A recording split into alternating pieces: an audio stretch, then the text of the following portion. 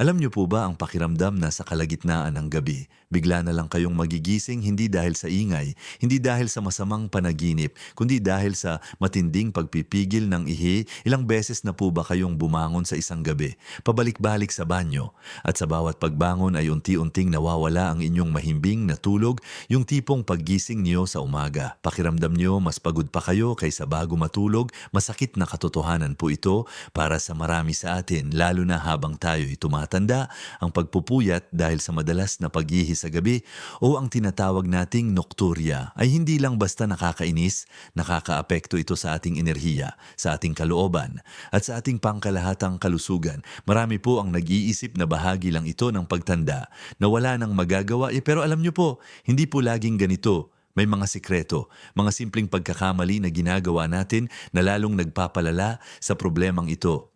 Sa video pong ito, tatalakayin natin ang 5 karaniwang pagkakamali na nagiging sanhi ng madalas ninyong pagbangon para umihi sa gabi, at ang mas maganda pa, bibigyan ko kayo ng mga simpleng paraan para maitama ang mga pagkakamaling ito at makatulog na ng mahimbing, nang hindi na kailangan pang bumangon ng paulit-ulit. Kaya samahan niyo po ako hanggang sa huli. Dahil may ibabahagi po ako sa inyo na siguradong ikagugulat ninyo at malaking tulong sa inyong pagtulog. Simulan na po natin sa unang pagkakamali na madalas nating ginagawa, at ito ay tungkol sa ating pag-inom ng likido. Marami po sa atin ang sanay na uminom ng tubig, tsatu, kape o iba pang inumin bago matulog. Ang akala natin, ayos lang ito o kaya kailangan natin para hindi tayo matuyo sa gabi. Pero ang katotohanan po, kung umiinom tayo ng napakaraming likido, lalo na 1 oras o 2 oras bago humiga, ay halos sinisiguro natin nagigising tayo sa gitna ng gabi para umihi. Isipin niyo po ang ating mga bato, ang mga organong responsable sa paglilinis ng ating dugo at paggawa ng ihi, ay gumagana 24/7 kahit tulog tayo. Nagtatrabaho po sila. Kapag punong-puno ang ating pantog habang tayo ay natutulog, natural lang na magpapadala ito ng senyales sa ating utak na kailangan na nating lumabas. Ang dami po ng likido na inilalagay natin sa ating katawan bago ang oras ng pagtulog ay direktang nakakaapekto sa kung gaano kadalas tayo gigising. Hindi lang po basta tubig ang pinag-uusapan natin dito. Mas malala po ang epekto kung ang iniinom natin ay kape, tsa, sodas o mga inuming may alkohol. Ito po ay dahil ang mga inuming ito ay may tinatawag na diuretic effect. Ibig sabihin, mas pinapabilis nila ang paggawa ng ihi ng ating katawan. Kung umiinom kayo ng kape sa gabi o kaya ay mahilig magkape bago matulog, hindi na po nakakagulat na gigising kayo ng mas madalas. Ganun din po sa tsa at sa beer o anumang inuming may alkohol. Ang alkohol, bukod sa pagiging diuretic, ay nakakaapekto rin sa kalidad ng ating tulog na nagpapahirap sa atin na makabalik sa mahimbing na tulog matapos bumangon. Ang simpleng solusyon po dito ay ang paglilimita ng pag-inom ng likido. Lalo na ang mga diuretic na inumin, 2 hanggang 3 oras bago ang inyong nakasanayang oras ng pagtulog. Hindi ibig sabihin na hindi na kayo iinom ng tubig sa buong araw, kundi ayusin lang ang timing. Halimbawa, kung 9:00 ng gabi ang inyong tulog, subukan niyo pong ihinto ang pag-inom ng marami pagdating ng 6:00 o 7:00 ng gabi. Kung nauuhaw kayo, isang maliit na lagok lang po ng tubig ang gawin, sapat lang para mabasa ang lalamunan. Huwag na po yung mag-iinom kayo ng isang basong tubig na puno. Mahalaga rin po na siguraduhin ninyong sapat ang inyong iniinom na tubig sa umaga at sa hapon, para hindi kayo magutom sa tubig pagdating ng gabi at hindi na kailangan pang humabol sa pag-inom. Ang sapat na hydration sa buong maghapon ay makakatulong na maibalik ang balanse ng tubig sa katawan at maiwasan ang sobrang paghihi sa gabi. Tandaan po, hindi ito tungkol sa pagbabawal sa inyo na uminom, kundi sa pagiging matalino sa oras at dami ng inyong iniinom. Ang pagbabagong ito, sa tingin nyo simple lang, pero malaki ang epekto sa dami ng beses nagigising kayo sa gabi. Subukan nyo po at mararamdaman nyo ang kaibahan. Ngayon po, dumako tayo sa ikalawang pagkakamali na madalas nating hindi napapansin, at ito ay tungkol sa mga pagkain na kinakain natin bago matulog. Tulad po ng likido, ang ilang pagkain ay maaaring maging sanhi rin ng madalas na paghihi sa gabi. Ang ating tiyan at pantog ay magkasama sa sistema, at kung may iritasyon sa isa, madalas ay naaapektuhan din ang isa. Ang mga pagkain na mayaman sa spices, maasim, o mataas sa sodium ay maaaring maging sanhi ng iritasyon sa pantog na magdudulot ng kagustuhang umihi ng madalas. Halimbawa, kung mahilig kayong kumain ng maanghang na adobo o kaya ay sinigang na sobrang asim o kaya naman ay mga pagkaing maalat tulad ng tuyo o daing bago matulog. Maaaring ito ang dahilan kung bakit kayo nagigising para umihi. Ang maanghang na pagkain tulad ng pagkaing may sili ay maaaring makairita sa pantog. Ang mga pagkaing maasim tulad ng mga citrus fruits, kamatis o mga pagkaing may suka ay maaaring magpataas ng acidity sa ihi na mas nakakairita sa lining ng pantog na nagiging sanhi ng madalas na pagdumi. Kung gusto niyo po ng dessert, ang tsokolate ay maaari ding maging salarin. Naglalaman po kasi ang tsokolate ng caffeine na tulad ng kape ay isang diuretic at iba pang compound na maaaring maging irritating sa pantog. Hindi lang po ito basta sa mga pangunahing pagkain, kundi maging sa mga merienda na kinakain natin sa gabi. Halimbawa, kung mahilig kayong mag-snack ng mani o chicharon na maalat, bukod sa pagiging maalat nito na magpapauhaw sa inyo, ang mga pampalasa nito ay maaaring makairita rin. Kaya po, ang payo rito ay iwasan ang mga pagkaing ito ilang oras bago ang inyong tulog kung kumakain kayo ng hapunan. Siguraduhin na ito ay light lang at hindi puno ng mga sangkap na maaaring magpahirap sa inyong pantog. Ang mga simple at hindi maasim na pagkain ang mas mainam. Halimbawa, steamed fish na may gulay o kaya ay lugaw na hindi maalat, dapat nating bigyan ng sapat na oras ang ating katawan upang maiproseso ang kinain natin bago tayo humiga. Kung kakain ka ng malaking hapunan o ng mga pagkaing nabanggit, siguraduhin na hindi ito masyadong malapit sa oras ng inyong pagtulog. Ideal na 2 o 3 oras bago. Isipin niyo po, kung ang ating tiyan ay hirap pa sa pagtunaw ng pagkain habang tayo ay nakahiga, mas nagiging aktibo ang ating katawan at mas nagiging abala ang ating sistema. Kabilang na ang ating pantog. Kaya po, simple lang ang solusyon, planuhin ang inyong hapunan, piliin ang mga pagkain na hindi magpapahirap sa inyong pantog at siguraduhin na may sapat na pagitan ng inyong huling kain at ang inyong pagtulog. Hindi na po kailangan ng sobrang pagpapakahirap. Simple lang na pagbabago sa diet at timing ang kailangan. Ngayon po, pag-usapan naman natin ang ikatlong pagkakamali na madalas ay hindi natin iniuugnay sa pag-ihi sa gabi. Ang ikatlong pagkakamali po ay ang hindi pagharap sa pamamaga ng paa at binti o ang tinatawag nating edema. Madalas po sa ating mga nasa edad na ang nakakaranas ng pamamaga, lalo na sa bandang paa at binti, pagkatapos ng isang mahabang araw ng pagtayo o pagupo. Ang pamamaga pong ito ay nangyayari kapag mayroong labis na likido na naiipon sa mga tissue ng ating katawan. Kapag tayo ay nakatayo o nakaupo sa loob ng mahabang panahon, ang gravity po ay nagtutulak sa fluid patungo sa ating mga binti at paa. Ang problema po ay paghiga natin sa gabi. Ang likidong ito na naipon sa ating mga binti sa buong araw ay unti-unting bumabalik sa ating sirkulasyon. At kapag bumalik po ito sa sirkulasyon, ang ating mga bato ay nagtatrabaho ng mas aktibo upang iproseso at alisin ang labis na likido na ito mula sa ating katawan sa anyo ng ihiya. Kaya po, habang kayo ay mahimbing na dapat natutulog, ang inyong mga bato naman ay overtime sa paggawa ng ihi na nagre-resulta sa paggising ninyo ng paulit-ulit para umihi. Isipin niyo po, isang buong araw na nag-ipon ng likido ang inyong mga binti, tapos paghiga nyo, sabay-sabay itong lilinisin ng inyong katawan sa loob lang ng ilang oras. Kaya po, mahalaga na harapin ang problemang ito ng edema sa araw. Paano po may mga simpleng paraan? Una, subukan niyo pong iangat ang inyong mga binti habang nagpapahinga sa hapon. Kung nakaupo kayo at nanonood ng TV, itaas niyo po ang inyong mga paa sa isang unan o upuan para mas mataas ito kaysa sa inyong puso. Kung minsan ay nakahiga po kayo para magpahinga, gumamit din po ng unan para itaas ang mga binti ng mga 15 na 30 minuto. Ilang beses sa maghapon. Makakatulong po ito na ibalik ang likido mula sa binti pabalik sa sirkulasyon ng dahan-dahan sa araw para hindi ito biglang dumagsa sa gabi. Pangalawa, makakatulong din po ang paggamit ng compression stockings o yung medyas na masikip sa paa at binti.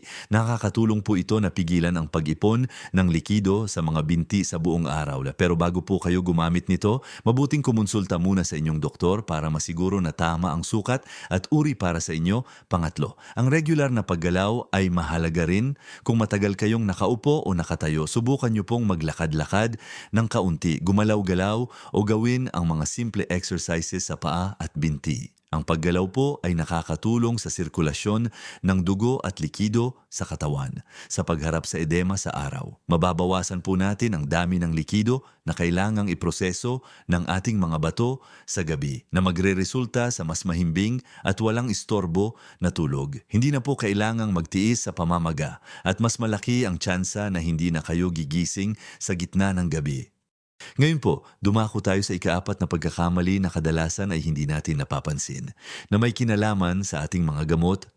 Ang ikaapat na pagkakamali po ay ang hindi pagtatanong sa inyong doktor tungkol sa timing ng inyong mga iniinom na gamot. Marami po sa atin, lalo na kung tayo ay nasa edad na, ang umiinom ng iba't ibang gamot para sa iba't ibang kondisyon tulad ng high blood pressure, sakit sa puso o diabetes. Ang ilan po sa mga gamot na ito, partikular ang mga gamot sa high blood pressure na tinatawag na diuretics o pangihi, ay idinisenyo upang alisin ang labis na tubig at asin mula sa katawan sa pamamagitan ng pagpapataas ng produksyon ng ihi.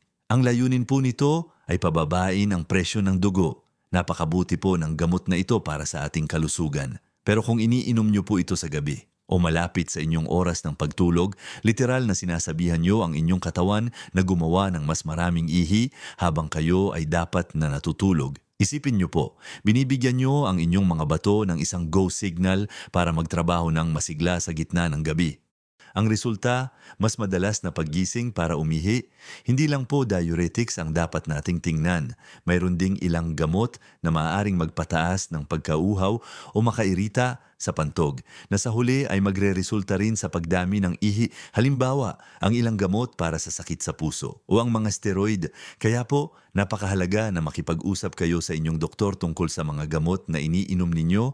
Hindi po ibig sabihin na ititigil nyo ang gamot, kundi ang pag-uusapan nyo ay ang tamang oras ng pag-inom nito. Kadalasan, ang mga diuretics ay maaring inumin sa umaga o sa hapon para ang epekto ng pagpapalabas ng ihi ay mangyari sa mga oras na gising pa kayo at mas madali para sa inyo na pumunta sa banyo sa ganitong paraan. Mas nabibigyan nyo ng pahinga ang inyong pantog sa gabi.